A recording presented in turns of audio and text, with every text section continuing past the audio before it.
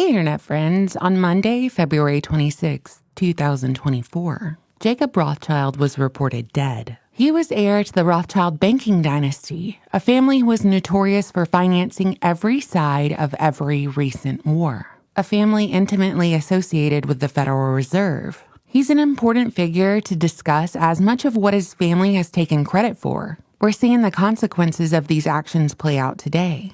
The name Rothschild is synonymous with current events even though they like to orchestrate from behind the scenes. For example, before World War II in 1917, the British Foreign Secretary wrote a letter to Lionel Walter Rothschild. This was called the Balfour Declaration, and in it he said that the British government supported a Jewish state in Palestine, which of course emboldened the Zionist movement and eventual establishment of Israel.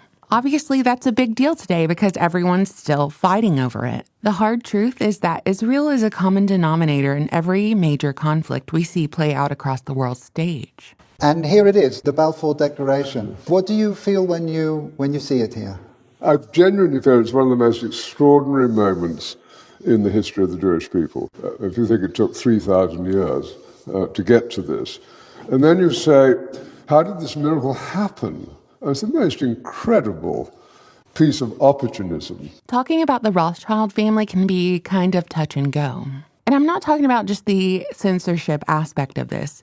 In a sense, they're the manifestation of this reality's boogeyman. And they're dedicated to their role. For an example, here's a picture of Jacob Rothschild with Marina Abramovic in front of a painting entitled Satan Summoning His Legions. Of course, Marina Abramovic is responsible for greatest hits like Spirit Cooking, as she was one of the central figures of Pizzagate. Zelensky even asked Marina Abramovic to be the ambassador to Ukraine back in 2023. And you remember all this discourse about Ukraine being the new Israel. It's almost too perfect, it feels too scripted to be true. All that's really needed are faint echoes of maniacal laughter playing on a loop in the background. But of course, never mention blood libel. It's just a anti-Semitic conspiracy theory. The Rothschilds are so openly proud of their queer practices that they just brag about it. Here's Jacob Rothschild talking about how his family kept power within the family through inbreeding. And Baron James, who was head of the Paris branch and the youngest of the 5 sons of our actual Rothschild, gave an astonishingly uninhibited description of the 19th century Rothschild policy of keeping it in the family. I'll quote to you from what he wrote and make you smile. In our family, we've always tried to keep love in the family. In this sense, it was more or less understood since childhood that children would never think of marrying outside the family, so that our fortune would never leave it. You couldn't write that today. And you know, Jacob Rothschild's reported death really means nothing. I've heard rumors that he's actually the father of Princess Diana's first son, William, which would be very interesting timing considering the current state of King Charles. But again, those are just rumors and they're easily dismissed. In fact, there's all kinds of rumors about this family that seem so strange it could never be possible, but their timeline of accolades truly demonstrates that reality is stranger than fiction. Also, I just want to say I've seen people celebrating this guy's death across social media, saying that since Henry Kissinger is dead and the old Rockefeller guy is dead and now Jacob Rothschild, they think the New World Order is over because these figureheads are dead. But if you just look around, you realize that's totally silly because the majority are sucked into their phones and shot up with the latest medical potion and handing over every ounce of information to the surveillance grid for free, by the way. Eating poison food and still wearing, some people are still wearing face masks in the Costco. I've seen y'all. I've made eye contact with y'all. But for me, this is simply an educational opportunity on showing those who are curious on how the world really works from a historical perspective, in hopes that we can collectively notice patterns and avoid mistakes of the past. My Rothschild family documentary has been hidden on YouTube since I put it up, age restricted, so I'm gonna play it for you now.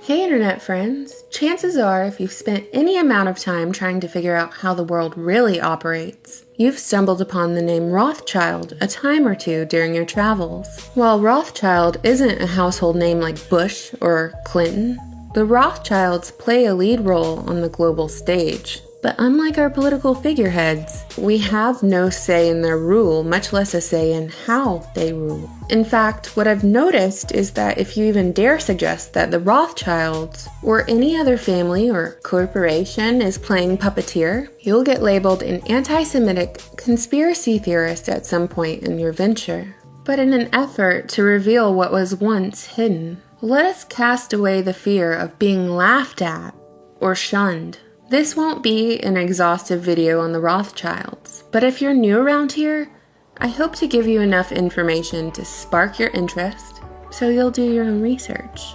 And maybe, in a not too distant future, we can all work together to formulate some solutions, some peaceful solutions.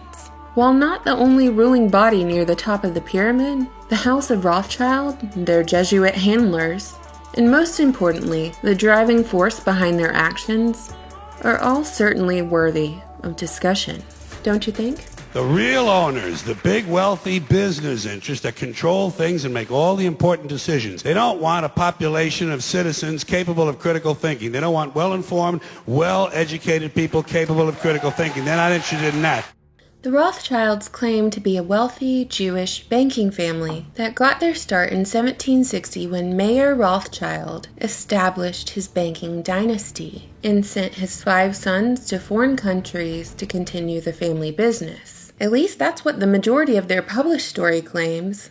But this is just one token in a jingling coin purse of tricks. The story of the House of Rothschild begins long before the 18th century. The Rothschilds are Khazar Jews who converted to Judaism but never made the full conversion. While this is a sensitive and complicated matter to research and discuss, much less, if you follow the Bible, take note that the Bible warns of fake Jews not once, but twice. Another tip-off is that their name isn't really Rothschild. The family did the old switcheroo and changed from Bauer to Rothschild, using the red shield outside their residence as inspiration for their new identity. Rothschild, German for red shield. Here's where the published history usually begins. After establishing himself as a banker through a series of tactics like offering rare coins and treasure at a discount to nobility, Mayer Rothschild secured himself as a member in the in crowd, getting in good with the Prince of Germany by assisting with his Rennetroop business. And as a court Jew, he lent money and handled the finances of the nobility. And when Mayer Rothschild sent his 5 sons to expand their family business to London, Paris, Frankfurt, Vienna, and Naples, their banks caught on by using a system where you could go deposit your gold at a Rothschild bank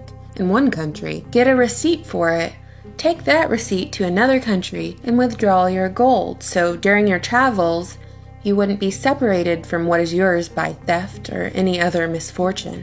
And while that was a pretty novel idea, it's important to note that a key function of banks in general is to offer loans and charge interest. That's how they profit. But when this system goes unregulated and the bankers assess a desperate need for money, thus charging an exorbitant interest rate to loan out that money, that's when things go south. Because when a person or a government is faced with the prospect of either losing human life or taking on interest for a loan, well, most folks are going to go the interest route, since human life is priceless. The ideology or motivation behind this greed is one of the major factors of how we got here today. That's the basic foundation, but let's get to the real meat and potatoes of the story, the wavering moral compass that led to immense wealth. While the Rothschilds had a hand in the opium and slave trades, the City of London's central banking system, counterfeit money, and the French Revolution, I told y'all this was going to be an accelerated history. I don't want y'all to have to sip from your camelbacks and slip on a pair of Depends to watch a single video of mine, so let's move on to the Rothschilds' funding of American colonies, their role in the American Civil War, and the series of events that led to the creation of the big kicker, the Federal Reserve. The American Civil War was financed by the House of Rothschild. They backed both sides, and throughout this video you'll notice this trend. The funding of both sides stirs and finances the hatred for both sides. And since war is profit, especially when bankers are the ones who profit from the loans the government takes out. At one point, Abraham Lincoln needed more money, and the rates he was offered by the New York bankers were too high. Thus, he began printing government money.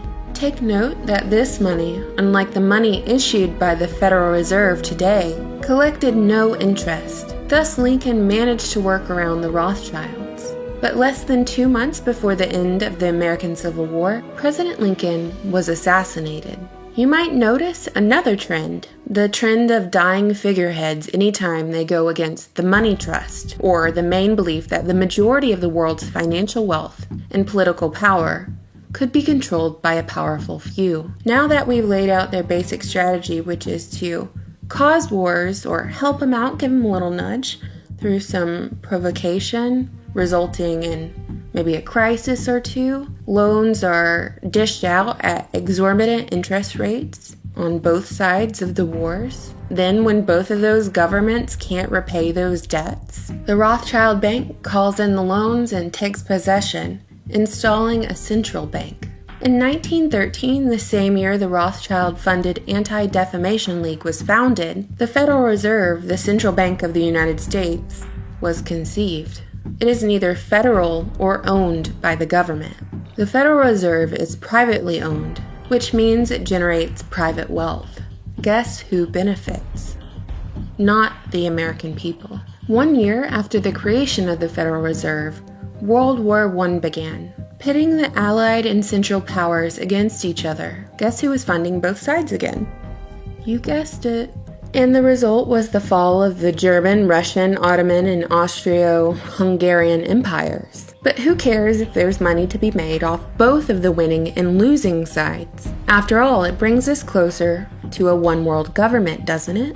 And a one-world government means a central global bank. In 1917, through the Balfour Declaration, the British government expressed their support for a Jewish homeland in Palestine. The letter was written to none other than Baron Lionel Walter Rothschild. With the Versailles Treaty of 1919, Britain was entrusted with the temporary administration of Palestine. Now I'm sure you know where I'm going with this. With the Rothschild bankers funding both the Axis and the Allies, the Second World War brought us closer to a one-world government with the establishment of the United Nations. But money wasn't the only thing that the Rothschilds contributed to the Second World War. According to a book by psychoanalyst Walter Langer, not only was Hitler supported by the Rothschilds, he was a Rothschild. Hitler's father was the illegitimate son of a girl who was living in Vienna at the time she conceived. And at that time, she was employed as a servant in the home of Baron Rothschild. But as soon as the family discovered her pregnancy, she was sent back home, where Hitler's father was born.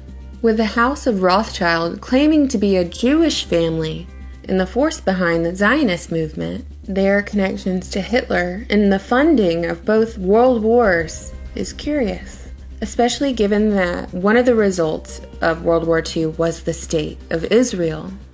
How many lives have been lost in wars funded by bankers? War is profit, and if war ceases to continue, the cash flow stops, thus posing a big old problem for those who rely on war for wealth. In 1963, even though war was over, the bloodshed hadn't stopped. On June 4th, President John F. Kennedy signed an executive order which returned to the U.S. government the power to issue currency, which meant they didn't have to go through the Rothschild-owned Federal Reserve. 6 months later, JFK was assassinated in Dallas, Texas. In the following decades, central banks continued to pop up across the world, with the European Central Bank set up in 1998 in Frankfurt, the city from which the Rothschilds' banking dynasty began. And after 9/11, the United States declared a war we've really not been able to get out of.